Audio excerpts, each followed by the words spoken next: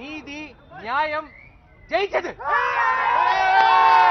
கேரளா பாரசாலா அப்படின்ற ஒரு இடத்துல 2022 ஒரு சம்பவம் நடந்துச்சு. தன்னோட காதலனுக்கே விஷம் வச்சு கொண்ட காதலி கிரீஸ்மா அப்படின்ற ஒரு பொண்ணு தன்னோட காதலன் ஷாரோனுக்கு விஷம் வச்சு கொள்றா. அந்த கேஸ் கிட்டத்தட்ட 2 வருஷமா நடந்துகிட்டு இருந்துச்சு. அது இப்ப ரிசல்ட் ஆயிருக்கு. கேரளா நீதிமன்றம் தீர்ப்பு வழங்கியிருக்கு. கிட்டத்தட்ட 586 பக்கத்தோட. அதுல முக்கியமான தீர்ப்பு என்னன்னா, அந்த பொண்ணு கிரீஸ்மாவுக்கு மரண தண்டனை விதிச்சிருக்காங்க கேரளா நீதிமன்றம். வீட்டுக்கு வா, உனக்கு ஒரு கசாயம் தரேன், அது உடம்புக்கு நல்லதுன்னு சொல்லி அந்த கசாயத்துல ஒரு விஷத்தை கலந்து தன்னோட காதலனையே கொன்ன பொண்ணு தான் இந்த கிரீஸ்மா. சரி, எதுக்காக இந்த மாதிரி காதலனையே கொலை பண்ற, அந்த அளவுக்கு என்ன நடந்துச்சு அப்படின்னு பார்த்தோம். வீட்டுல மாப்பிளை பார்த்துட்டாங்க, அவங்க வெல் செட்டில்டு, அவர் ஒரு ராணுவ வீரர். இந்த பொண்ணும் ஆளையும் பார்த்திருக்கு, அவங்க வசதியையும் பார்த்திருக்கு, ஓகே சொல்லிருச்சு. சரி, இவனை எப்படியாவது கலட்டி விடணும்ல, என்னென்னமோ சொல்லி அவனை கலட்டி விட ட்ரை பண்ணிருக்கு. ஆனா ஷாரோன் ஒத்துக்கிற மாதிரியே தெரியல. எங்க நம்ம அவனை பொய்ய சொல்லி கலட்டி விடுறது அவனுக்கு தெரிஞ்சிருச்சுன்னா, நம்ம கூட அவன் எடுத்துக்கிட்ட போட்டோஸ் வீடியோஸ் எல்லாத்தையும் நம்ம வருங்கால கணவர்கிட்ட காட்டி நம்ம வாழ்க்கையை கெடுத்துருவானு பயந்து தன்னோட தாய்மாமாவோட சப்போர்ட்ல அந்த பையனை வீட்டுக்கு வர வச்சு அவனுக்கு ஒரு கசாயத்தை கொடுத்து அதுல விஷத்தை கலந்து கொண்டு இந்த புள்ள விஷம் வச்சதுக்கு அப்புறம் கிட்டத்தட்ட 15 நாளைக்கு அப்புறம் தான் அந்த பையன் செத்து இருக்கான். அதுக்கு இடையில தன்னோட சுய லாபத்துக்காக இந்த புள்ள தான் விஷத்தை வச்சு நம்மளை கொல்ல பாக்குதுன்னு அந்த பையனுக்கு தெரிஞ்சிருக்கு. இதெல்லாம் தெரிஞ்சதுக்கு அப்புறமும் அந்த புள்ள தான் என்னை கொல்லன்னு நினைச்சிருக்கு.